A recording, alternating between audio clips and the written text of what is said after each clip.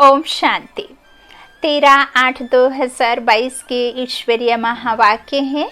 आज के महावाक्यों में मीठे मीठे प्यारे प्यारे बाबा ने कहा, मीठे बच्चे, स्वर्ग का मालिक बनना है तो बाप से प्रतिज्ञा करो कि हम पवित्र बन आपके मददगार जरूर बनेंगे, सपूत बच्चा बनकर दिखाएंगे। प्रश्न है, किन्हों का हिसाब किताब चुकतू कराने के लिए पिछाड़ी में ट्रिब्यूनल बैठती है? उत्तर में बाबा ने कहा, जो क्रोध में आकर बॉम्ब से इतनों का मौत कर देते हैं उन पर केस कौन करे, इसलिए पिछाड़ी में उनके लिए ट्रिब्यूनल बैठती है। सब अपना अपना हिसाब किताब चुकतू कर वापस जाते हैं। प्रश्न है, विष्णुपुरी में जाने के लायक कौन बनते हैं? उत्तर में बाबा ने कहा, जो इस पुरानी दुनिया में रहते भी इससे अपनी दिल नहीं लगाते, बुद्धि में रहता अब हमें नई दुनिया में जाना है इसलिए पवित्र जरूर बनना है। दूसरा, पढ़ाई ही विष्णुपुरी में जाने के लायक बनाती है और तो कोई दूसरा रास्ता नहीं है। तो तुम पढ़ते इस जन्म में हो, पढ़ाई का पद दूसरे जन्म में मिलता है। हम स्थूल जीवन में, लौकिक जीवन में पढ़ाई करते हैं तो जो पढ़ाई हम पढ़ते हैं उस पढ़ाई का उसी जन्म के लिए हमें मिलता है। लेकिन यहाँ जो हम संगम पर स्वयं ईश्वर हमें जब पढ़ाने आते हैं और जब हम संगम पर पढ़ाई करते हैं तो बाबा कहते हैं इस पढ़ाई का तुम्हें कब मिलता है? सतयुग में। तो तुम अभी पढ़ते हो और पढ़ाई का पद दूसरे जन्म में मिलता है ना? अनोखा। और बाबा इतना प्यारा है। गीत है, तुम ही हो माता। ओम शांति। महिमा गाते हैं बेहद के बाप की, क्योंकि बेहद का बाप बेहद की शांति और सुख का वर्षा देते हैं। भक्ति मार्ग में पुकारते भी हैं, बाबा आओ आकर हमें सुख और शांति दो। भारतवासी किस जन्म सुख धाम में रहते हैं, बाकी जो आत्माएं हैं वह शांति धाम में रहती हैं। तो बाप के दो वर्षे हैं, सुख धाम और शांति धाम। इस समय ना शांति है ना सुख है, क्योंकि भ्रष्टाचारी दुनिया है। तो जरूर कोई दुख धाम से सुख धाम में ले जाने वाला चाहिए। बाप को खिवैया भी कहते हैं, विषय सागर से क्षीर सागर में ले जाने वाला है। बच्चे जानते हैं बाप ही पहले शांति धाम में ले जाएंगे, क्योंकि अब टाइम पूरा होता है। यह बेहद का खेल है। इसमें ऊंचते ऊंच मुख्य क्रिएटर है। डायरेक्टर मुख्य एक्टर कौन है? ऊंचते ऊंच है भगवान। उनको सबका बाप कहा जाता है। वह स्वर्ग का रचयिता है। फिर जब मनुष्य दुखी होते हैं तो लिबरेट भी करते हैं। रूहानी पंडा भी है। सभी आत्माओं को शांति धाम में ले जाते हैं। वहाँ सब आत्माएं रहती हैं। यह ऑर्गन्स यहाँ मिलते हैं। हमें जो शरीर मिलता है वो यहाँ माँ के गर्भ में मिलता है, तो इधर मिलता है तो यहाँ ही विनाश हो जाता है। और जो अविनाशी आत्मा, जो एक लाइट का शरीर आता है, वो शरीर हूबहू वैसे ही इस शरीर को छोड़कर चला जाता है। तो जो ये ऑर्गन्स हैं, जो ये शरीर है, ये जो बनावट है दिखने वाली, ये बनावट हमें यहाँ ही माँ के गर्भ में मिलती है, इसीलिए वो नीचे ही रह जाती है। यह सब बुद्धि से समझने की बातें हैं। बाबा कहते हैं यह ऑर्गन्स यहाँ मिलते हैं जिससे आत्मा बोलती है। आत्मा खुद भी कहती है, जब मैं सुख धाम में थी तो शरीर सतो प्रधान था। मैं आत्मा 84 जन्म भोगती हूँ। सतयुग में 8 जन्म, त्रेता में 12 जन्म पूरे हुए, फिर फर्स्ट नंबर में जाना है। बाप ही आकर पावन बनाते हैं। आत्माओं से बात करते हैं। आत्मा शरीर से अलग है तो कुछ बात नहीं कर सकती। जैसे रात में शरीर से अलग हो जाती है। आत्मा कहती है मैं इस शरीर से काम कर थक गई हूँ या थक गया हूँ। कहती है आत्मा अब तो हम बहुत थक गए, तो शरीर तो कहता नहीं है। आत्मा कहती है ऑर्गन्स द्वारा कि अब ये शरीर थक गया है, अब मुझे आराम करना है, अब विश्राम करता हूँ। आत्मा और शरीर दोनों अलग चीज़ हैं। यह शरीर अब पुराना है, यह है ही पतित दुनिया। भारत नया था तो स्वर्ग इसको कहा जाता था, अभी नर्क है, सब दुखी है। बाप आकर कहते हैं इन बच्चियों द्वारा तुमने स्वर्ग का द्वार मिलेगा। तुमको क्या मिलेगा? बच्चियों द्वारा स्वर्ग का द्वार मिलेगा। बाप शिक्षा देते हैं, पावन बन स्वर्ग का मालिक बनो। पतित बनने से तुम नरक के मालिक बन पड़े हो। यहाँ 5 विकारों का दान लिया जाता है। आत्मा कहती है, बाबा आप हमको स्वर्ग का मालिक बनाते हो, हम प्रतिज्ञा करते हैं हम पवित्र बन आपके मददगार ज़रूर बनेंगे। बाप का बच्चा जो ओबीडियंट रहते हैं उन्हें सपूत कहा जाता है। कपूत को वर्षा मिल ना सके, यह बाप बैठ समझाते हैं। निराकार भगवान की निराकारी आत्माएं बच्चे हैं। फिर प्रजापिता ब्रह्मा की संतान बनते हैं, 2 बहन भाई हो जाते हैं। यह जैसे ईश्वरीय घर और कोई है नहीं। कोई बाबा कहते यह जैसे ईश्वरीय घर है ना, और कोई संबंध नहीं। भल घर में मित्र संबंधी आदि को देखते हैं, परंतु बुद्धि में है हम बाप दादा के बने हैं, जो घर में हैं, लौकिक संबंध में हैं, जिनसे हमारे रिश्ते हैं, भाई बहन के, माता पिता के, साथियों के, संबंधियों के। तो वो सब हम जब बाबा के ज्ञान में आए तो हमने समझा कि जो सगे संबंधी हैं, जो मित्र आदि संबंधी हैं, वो सब किसकी संतान है? उस परमात्मा की, है ना। तो हम तो हैं उसके और वो सब भी उसी के हैं। तो बाबा कहते हैं बुद्धि में है हम बाप दादा के बने हैं, वह बाप यह दादा बैठे हैं। यहाँ गर्भ जेल में तो सजाएं खाते हैं, सतयुग में जेल होता नहीं, वहाँ तो गर्भ जेल होता नहीं ना। बाबा कहते हैं गर्भ महल होता है, वहाँ पाप ही नहीं होता है, क्योंकि वहाँ रावण ही नहीं, इसलिए वहाँ गर्भ महल कहा जाता है। विकार नहीं होते। तब योग बल से बच्चा, एक बच्ची एक बच्चा बाबा ने कहा भी है, तो वहाँ पे गर्भ महल कहा जाता है ना, विकारों से ना होने की वजह से। जैसे पीपल के पत्ते पर कृष्ण को दिखाते हैं, वह भी गर्भ जैसे क्षीर सागर है। सतयुग में ना गर्भ जेल होता ना वह जेल होता, ना तो किसी को सजा पाने के लिए यहाँ जो जेल आदि पुलिस की सजा, जो जजमेंट देना पड़ता है, जो कोर्ट कचहरी होते हैं, वो सब वहाँ होता नहीं। बाबा कहते ना गर्भ जेल होता और ना वो दूसरे प्रकार की जेल होती। आधा कल्प है नई दुनिया, वहाँ सुख है। जैसे मकान पहले नया होता है फिर पुराना होता है, वैसे सतयुग है नई दुनिया, कलयुग है पुरानी दुनिया। कलयुग से फिर सतयुग जरूर बनना है। चक्र रिपीट होता रहता है, यह बेहद का चक्र है, जिसकी नॉलेज बाप ही समझाते हैं। बाप ही नॉलेजफुल है, इनकी आत्मा भी नहीं समझा सकती। यह पहले पावन थे, फिर 84 जन्म ले पतित बने हैं। यहाँ मुरली में बाबा ने ब्रह्मा बाबा की बात कही है कि यह जो परमात्मा का नॉलेज है, जो सुप्रीम सोल गॉड फादर के पास नॉलेज होती है, वो ब्रह्मा बाबा के पास भी नहीं है। यह तो 84 जन्म पहले पावन थे फिर पतित बने हैं। तुम्हारी आत्मा भी पावन थी फिर पतित बनी है। बाप कहते हैं मैं इस पतित दुनिया का मुसाफिर हूँ, क्योंकि पतित बुलाते हैं कि आकर पावन बनाओ। मुझे अपना परम धाम छोड़ पतित दुनिया, पतित शरीर में आना पड़ता है। यहाँ तो पावन शरीर है नहीं। यह तो जानते हो जो अच्छे कर्म करते हैं वह अच्छे कुल में जन्म लेते हैं, बुरे कर्म करने वाले बुरे कुल में जन्म लेते हैं। अब तुम पवित्र बन रहे हो, पहले पहले तुम विष्णु कुल में जन्म लेंगे। तुम मनुष्य से देवता बनते हो। आदि सनातन धर्म किसने स्थापन किया यह कोई भी नहीं जानता, क्योंकि शास्त्रों में 5000 वर्ष के चक्र को लाखों वर्ष दे दिया है। यही भारत स्वर्ग था, अब तो नरक है। अब जो बाप द्वारा ब्राह्मण बनेंगे वही देवता बनेंगे, स्वर्ग का द्वार देख सकेंगे। स्वर्ग का नाम ही कितना अच्छा है। देवी देवता वाम मार्ग में आते हैं तब पुजारी बनते हैं। सोमनाथ का मंदिर किसने बनाया? सबसे बड़ा है यह सोमनाथ का मंदिर, जो सबसे साहूकार था उसने ही बनाया होगा। जो सतयुग में पहले महाराजा महारानी थे, लक्ष्मी नारायण थे, वही जब पूज्य से पुजारी बनते हैं तो शिव बाबा जिसने विश्व का मालिक बनाया है उनका मंदिर बनाते हैं। समझा बाबा क्या समझा रहे हैं?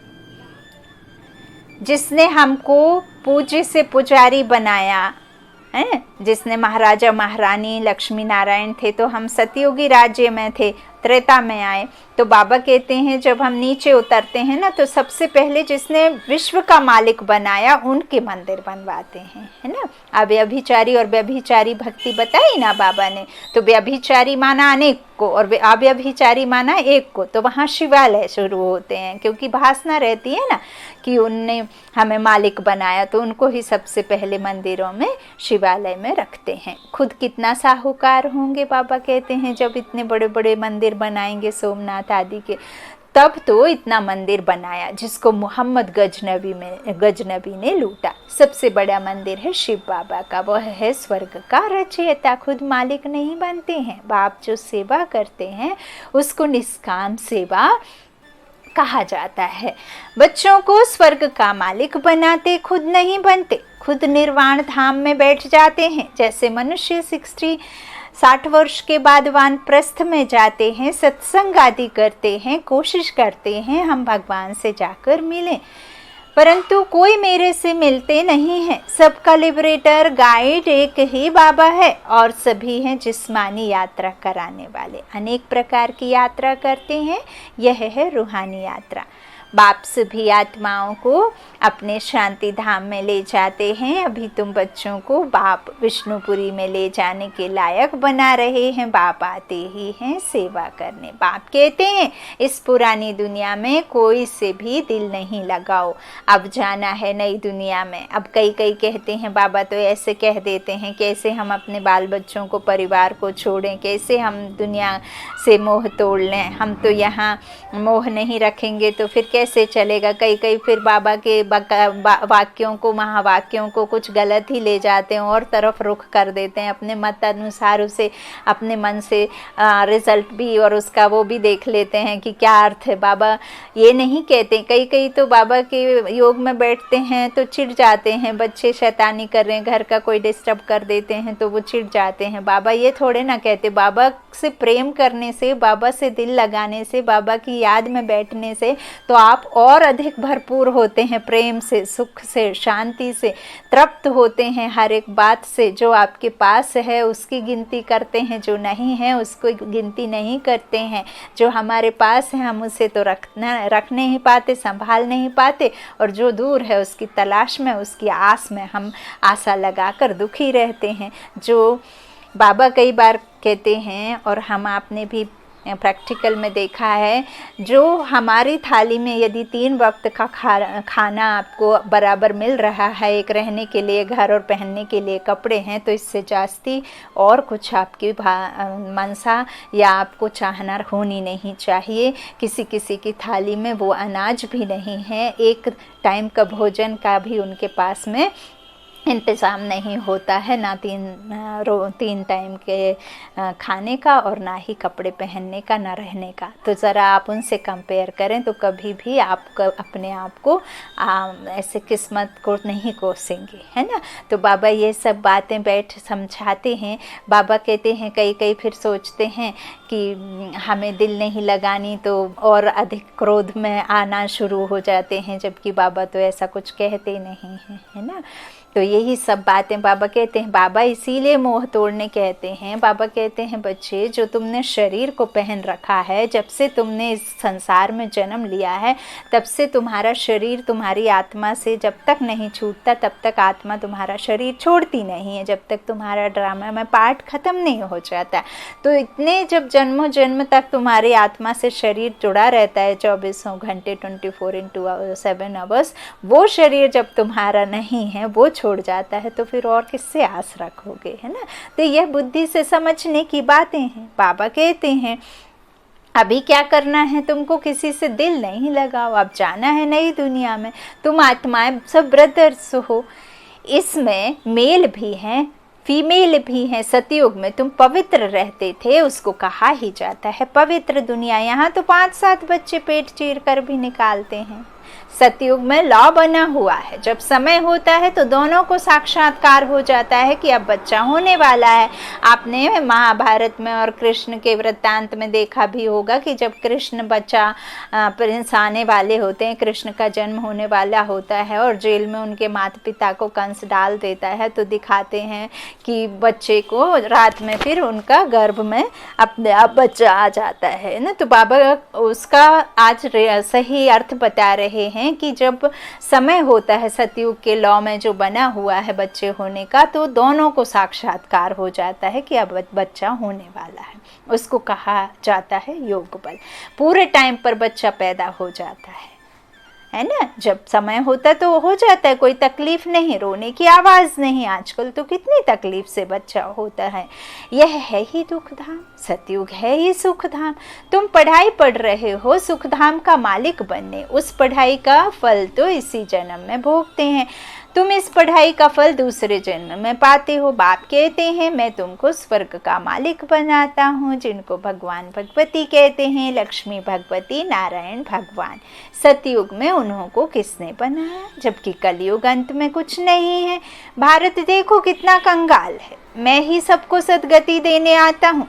सतयुग त्रेता में तुम सदा सुखी रहते हो। बाप इतना सुख देते हैं जो भक्ति मार्ग में भी फिर उनको याद करते हैं। बच्चा मर जाएगा तो भी कहेंगे भगवान हमारा बच्चा मार डाला, बाप कहते हैं। जबकि तुम कहते हो सब कुछ ईश्वर ने ही दिया है, उसने ही लिया, फिर रोते क्यों हो, मोह क्यों रखते हो। सतयुग में मोह होता ही नहीं है। वहाँ जब शरीर छोड़ने का समय टाइम होता है तो टाइम पर छोड़ते हैं। स्त्री कब विधवा नहीं होती, कब कोई एक्सीडेंट नहीं होता, अकाले मृत्यु नहीं होती। जब टाइम पूरा होता है, बूढ़े होते हैं तो समझते हैं अब जाकर बच्चा बनेंगे, तो शरीर छोड़ देते हैं। सर्प का मिसाल।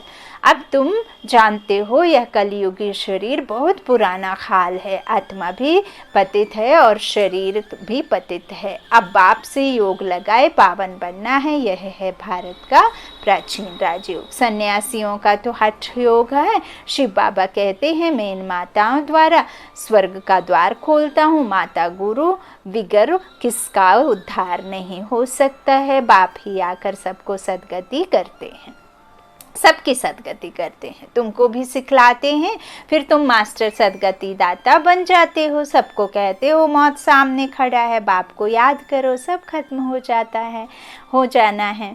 बॉम्ब शादी बनाने वाले खुद भी मानते हैं कि इससे विनाश होना है। बॉम्ब सर पर गिरेगा तो फूल जैसा फील तो होगा नहीं, बॉम्ब्स गिरेगा तो ज़रूर किसी न किसी की जो शरीर छूटेंगे, परंतु हमें कौन प्रेरता है पता नहीं। बाबा कहते हैं समझते हैं एक बम फेंकने से सब खत्म हो जाएंगे, बाकी थोड़ा समय है जब तक तुम कांटों से फूल बन जाओ।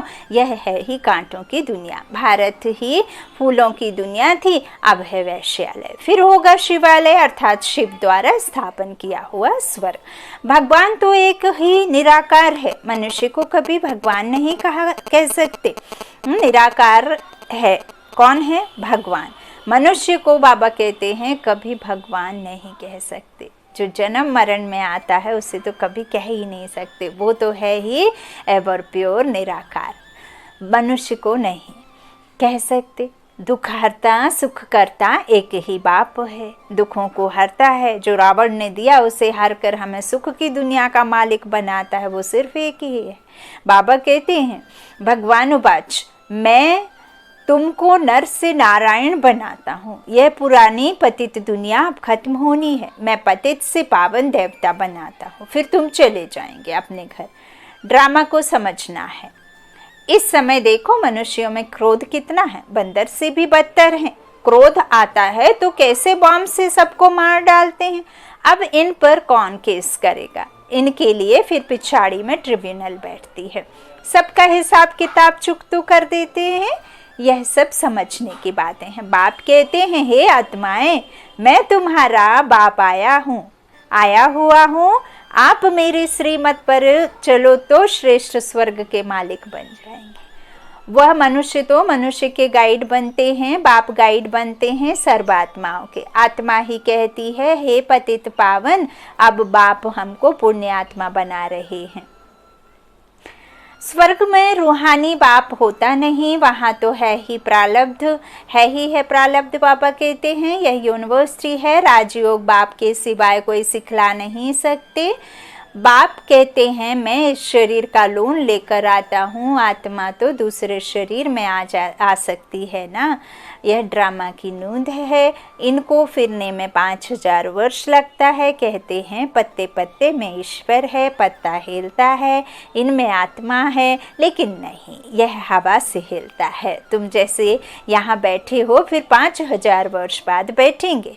अब बाप से वर्षा लिया सो लिया, नहीं तो फिर कभी ले नहीं सकेंगे। इस समय ही ऊंची कमाई कर सकते हो, फिर सारे कल्प में ऐसी ऊंची कमाई हो नहीं सकती। अच्छा, मीठे मीठे सिकीलाधे बच्चों प्रति माता पिता बाप दादा का याद प्यार और गुड मॉर्निंग। रूहानी बाप की रूहानी बच्चों को नमस्ते। हम रूहानी बच्चों की रूहानी माता पिता बाप दादा को याद प्यार और गुड मॉर्निंग। शुक्रिया बाबा, मीठे बाबा, प्यारे बाबा, सबका साथी सबका सहारा। पहला धारणा के लिए बाबा ने कहा समय बहुत थोड़ा है, इसलिए कांटों से सबको फूल बनाना है, शांति धाम और सुख धाम का रास्ता बताना है। दूसरा बाबा ने कहा वैष्णव कुल में जाने के लिए अच्छे कर्म करने हैं, पावन जरूर बनना है, सदा रूहानी यात्रा करनी और करानी है। वरदान मीठे बाबा का प्यारा सा, फ्राख दिल बन अखुट खजानों से सबको भरपूर करने वाले मास्टर दाता भव।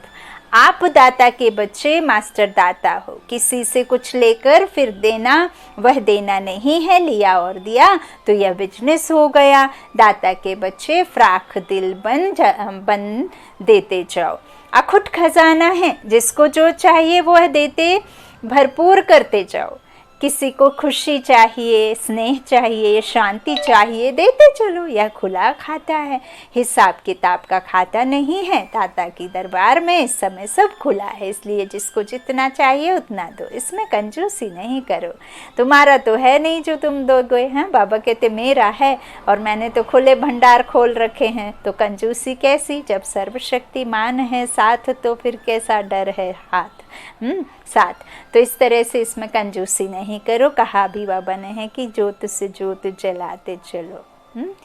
तो दीन दुखी जो भी राह में मिले उसे आत्मा का दिया जलाते चलो। घर घर जो दीपक रखने वाले दिया की बात बाबा ने ही कहते। आत्म पंछी हम बच्चे और ज्ञान सागर बाप आया है ज्ञान की वर्षा करने, तो वो ज्ञान घृत खुद में डालो और फिर और की जोत जलाओ।